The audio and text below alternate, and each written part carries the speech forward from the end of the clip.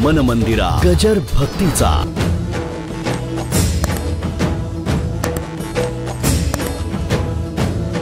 सर्वसामान्य माणसांना नामाचं महत्त्व, नामाचं विशेषत्व कळण्याकरता आणि हरिपाठ लिहिला. हरिपाठाची भाषा सोपी आहे, पण विषय तसे अवघडच आहेत.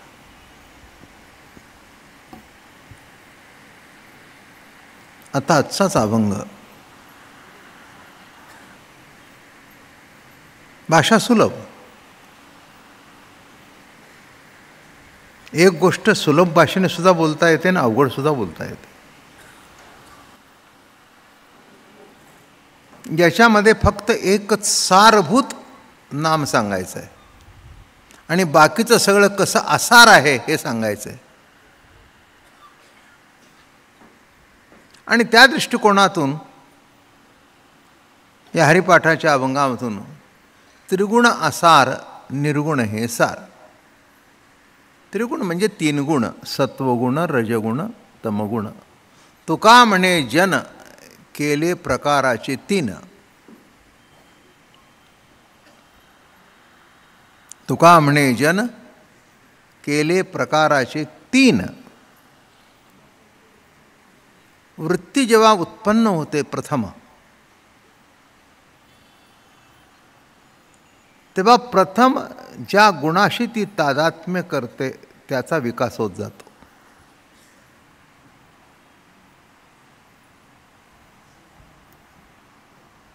बरं का? वृत्ती प्रगट होणं म्हणजे वृत्तीचा जन्म होणं.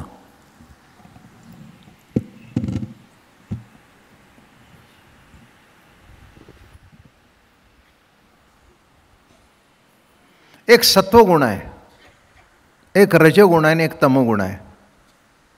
सत्वगुण म्हणजे सात्विक, तमोगुण म्हणजे तामस एकदम, आणि रजगुण ह्या दोन्हीचं मिक्सचर.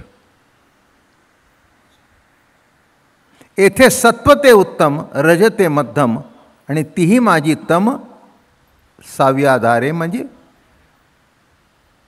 कष्टदायक, त्रासदायक.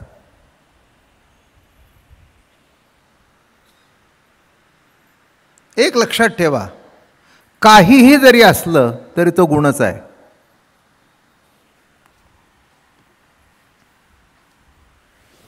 वृत्ती सत्वगुणाशी तादात्म्य करू लागली, पण सत्वगुणाशी वृत्ती जेव्हा तादात्म्य करते तेव्हा त्याच्या ठिकाणी सत्वगुणातला जो अवगुण आहे तोही येतोच ना. सत्वगुणी माणसालाच इच्छा होते की आपण ज्ञानार्जन करावं.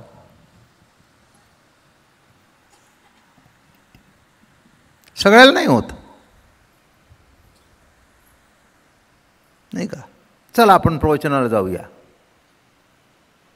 चला आपण देवदर्शनाला जाऊया, चला आपण ज्ञानार्जन करूया.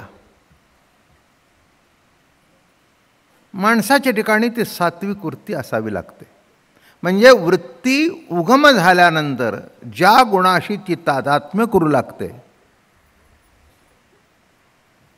सत्वगुणाशी तादात्म्य करू लागली तर तिला ज्ञानप्रिय होतं, नाही का? हे विद्वान मंडळी आहेत, ज्ञानी आहेत, तर इकडे तिकडे फालतू बघत नाहीत, ज्ञानार्जन करत असतात शेवटपर्यंत. काय करतात? या ग्रंथाचा अभ्यास, त्या ग्रंथाचा अभ्यास, त्या ग्रंथाचा अभ्यास, सतत चिंतन चालू असतं. पण त्याच्यातला एक भाग असा आहे की जसं जसं ज्ञान वाढतं तसं तसं अहंकारसुद्धा वाढतो.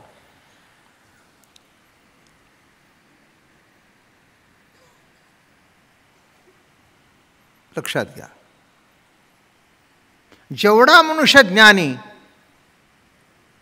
आणि जेवढा अध्ययन करेल जास्ती तेवढं त्याचं ज्ञान जास्ती वाढतो. मला येतं तेवढं दुसरं कोणालाच येत नाही.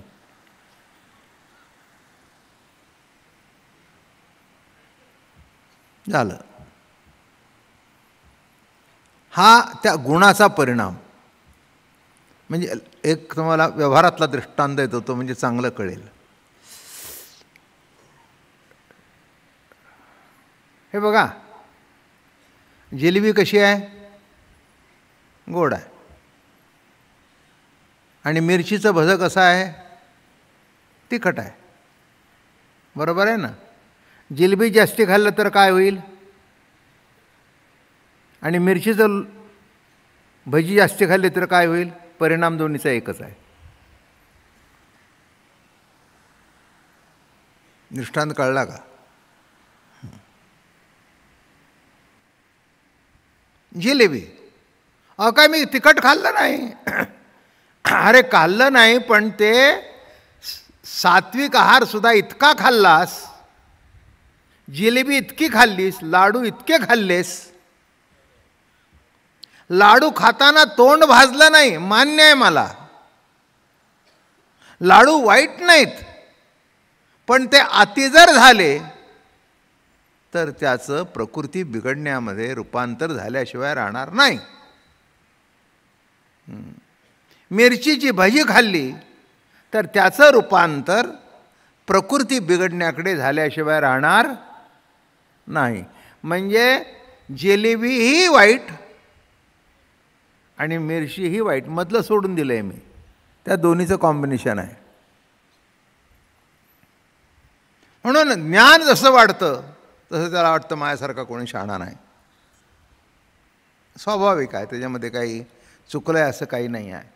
स्वाभाविक जरी असलं तरी त्रासदायक आहे ना. ज्ञान वाढणं आणि अभ्यास जसा जसा होईल तसं त्या माणसाला वाटणं की मी इतकं केलं आहे अभ्यास, मी इतकी पुस्तकं वाचली, मी इतकं केलं. हे ज्ञान वाढल्यानंतर त्याच्याबरोबर त्याचे जे दुष्परिणाम आहेत ते होतातच ना. जिलेबी जास्ती खाल्ल्यानंतर गोड लागते, पण दुष्परिणाम होतातच ना. ज्ञान अभिमान दुर्वासासी, व्यर्थ शापिले अंबरीशासी, मज होणे पडले त्या वेशासी, ज्ञान अभिमानासी भिवनी. काय म्हटलं मी? ज्ञान अभिमानाला भिवून भगवान म्हणतायत मज होणे पडले त्या वेशासी, ज्ञान अभिमानासी भिवनी. म्हणजे माणसाच्या ठिकाणी ज्ञानाचा अभिमान झाल्यानंतर, चांगल्यापणाने ऐका, एकेकाळी शिक्षण काही लोकच घेत होते, अधिकार काही लोकांनाच होता. त्यामुळे ओघाने त्यांच्याकडे अहंकार होता की शिक्षण आमच्याकडेच आहे, ह्यांना काय अक्कल आहे?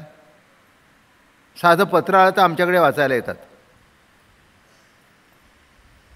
परिस्थिती कशी होती?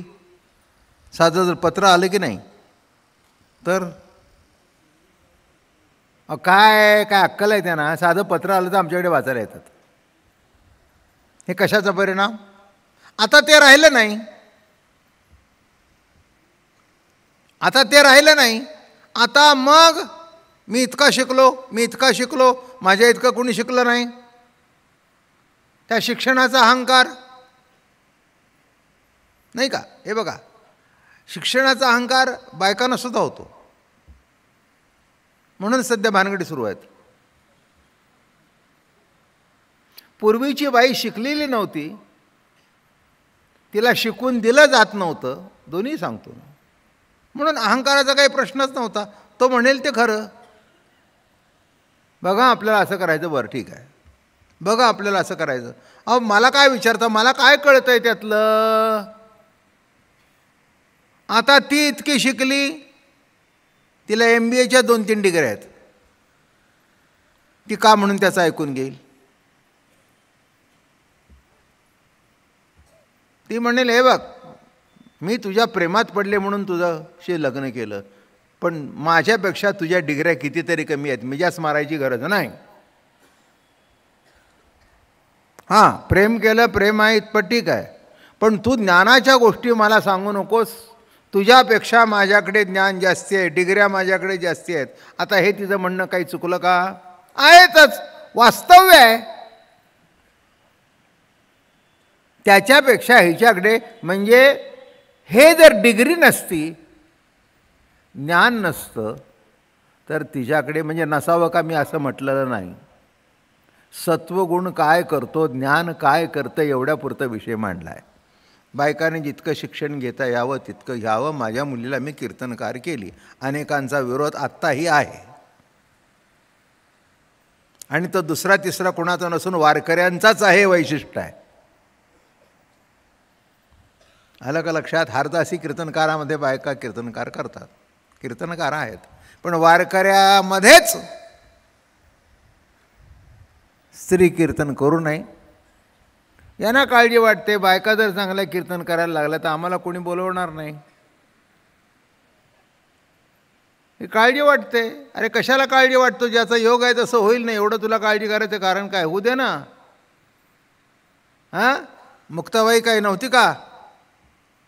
जनाबाई काही नव्हती का? अहो, अभंग गायन करणं म्हणजे एका प्रकारचं कीर्तनच करणं आहे ना. नामसंकीर्तन कीर्तनच आहे ना.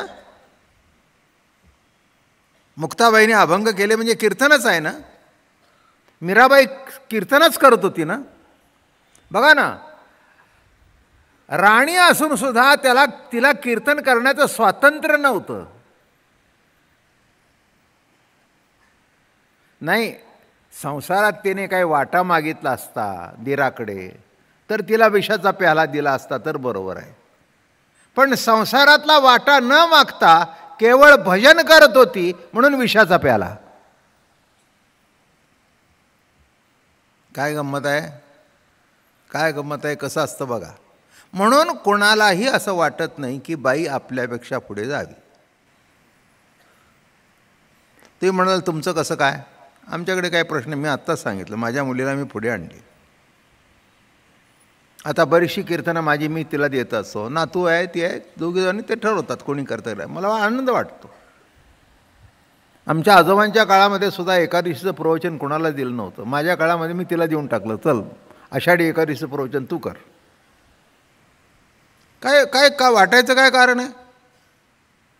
काय अनेक मुलींना मी सांगतो, अभ्यास करा, ज्ञानेश्वरी पाठ करा, गाथा पाठ करा, कीर्तनकार व्हा. हां, अरे कीर्तनकार होणं म्हणजे काही कमी दर्जाचं आहे का? कुणी सांगितलं तुम्हाला? नाही का? लागलं का कीर्तन करायला? नाही, तू करतोय त्याच्यापेक्षा पुष्कळ बरं आहे.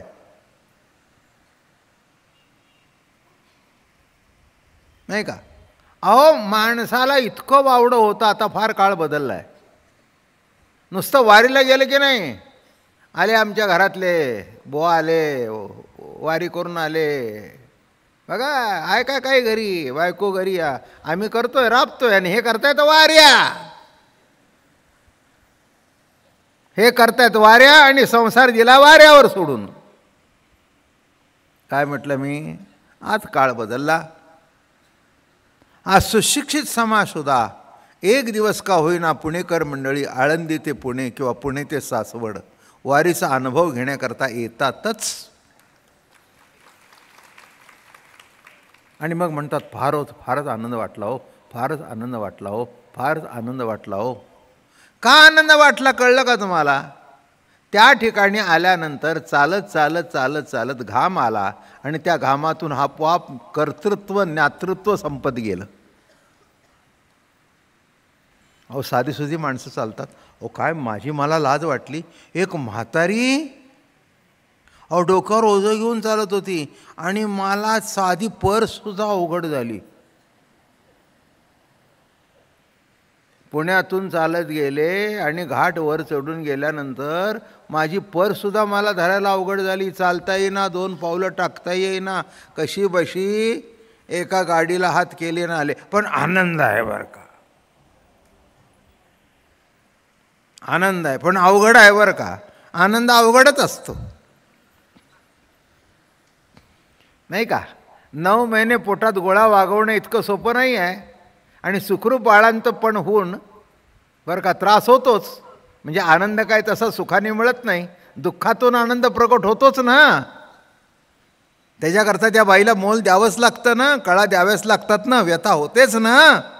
पण ते बाळ बघितल्यानंतर तसं वारकरी चालत जातो, पाय सुचतात, पण पांडुरंगाला बघितल्यानंतर त्याची व्यथा सगळी नाहीशी होते. मन मंदिरा गजर भक्तीचा.